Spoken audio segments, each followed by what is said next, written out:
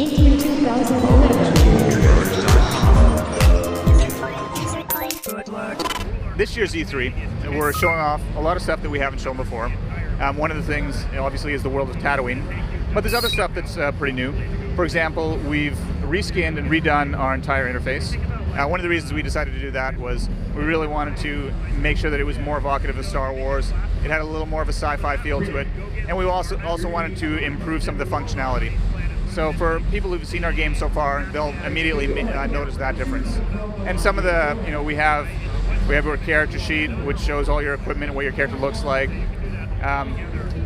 We have your mission log, which has actually, if I can just convince someone to join into my party, everyone else has run away. I'll show you that later. One of the other things we're showing off are player speeders. You can get your own speeder, as you can see right here. So one of the reasons this is required for our game is when we build the worlds for Star Wars: The Old Republic, we make them huge. In fact, Tatooine, just Tatooine by itself, has enough square miles of territory to explore that it's the size of, say, the entirety of the game Dragon Age, for those familiar with that game, which is one of the larger BioWare games. So that's how big the world is. But obviously we don't want to force players to wander around a huge world and have nothing to do. So we make sure that we give them different ways to quickly, travel across the vast, the vast expanse of desert to get to where they need to go. And one of those, obviously, is their own personal speeder. It's kind of a delicate balance you have to hit. You want to give players the feeling that they're in a vast, world where they can go and do anything they want to. But at the same time, you have to make sure that they're not going to just wander around aimlessly and, do the typical MMO grind that turns off a lot of fans from the entire genre. So here's our map. You'll notice that the map goes translucent when I'm moving. So it allows you to actually bring it up, but still have an idea of where you're going. Your map also shows you all the locations you need to go to. So right now, see this little radar here is showing me that if I want to find this compass, which is part of the plot because it's going to help me find out the location of a Sith Lord that I've been hunting after, I just have to go right there. Another thing I wanted to show you, and I can show you as soon as I find one of the other players here, is the fact that you're actually on your map and in your log, you actually keep track of all your party members' quests, in that if you open your log, you have a tab that'll show their quests, so you can see, my friend Bob is on a different quest from me. And when he says he wants to go do that quest, you know exactly where to go, so you don't have to. If you get separated, it's really easy to get back together. In addition, it shows on your map as well. So for example, if your friend Bob had a quest that was right here, that icon would show up and it would be purple, just to denote that it's your party member's quest. So we're going to go through this tunnel and then we're going to get to the Sand People camp. Sand People are obviously very iconic.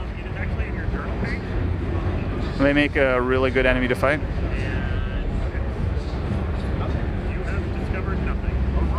So I am a Sith Sorcerer, which is, we have classes and advanced classes. So the Sith Sorcerer comes from the Sith Inquisitor, which is one of our core classes. The Sith Sorcerer is one of the advanced classes off of it. The core classes determine your story and the theme of your character. The advanced classes determine how you fight and your combat abilities and your role in combat. So the Sith Sorcerer is, he's called a Sorcerer, so he is very much about ranged force abilities, specifically and in particular lightning.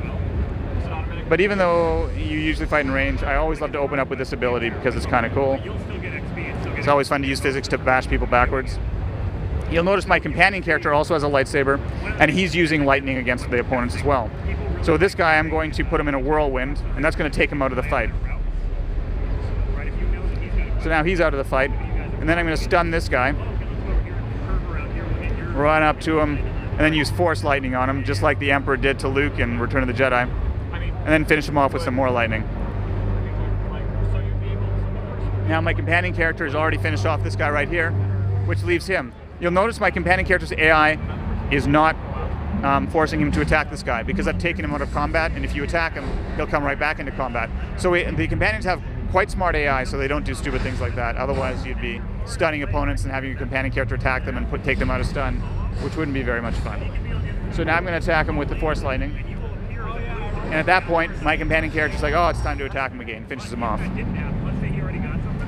So, as you can see here, I have some loot to get. So I loot him. And I found the compass that I'm looking for.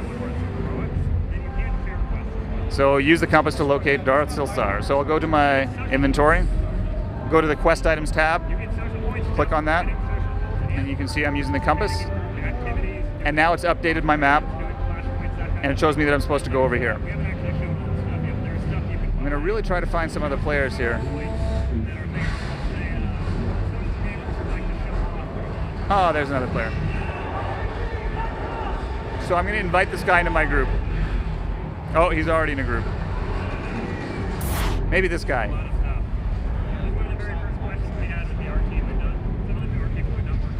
There we go. Now we have a buddy. I'm going to help him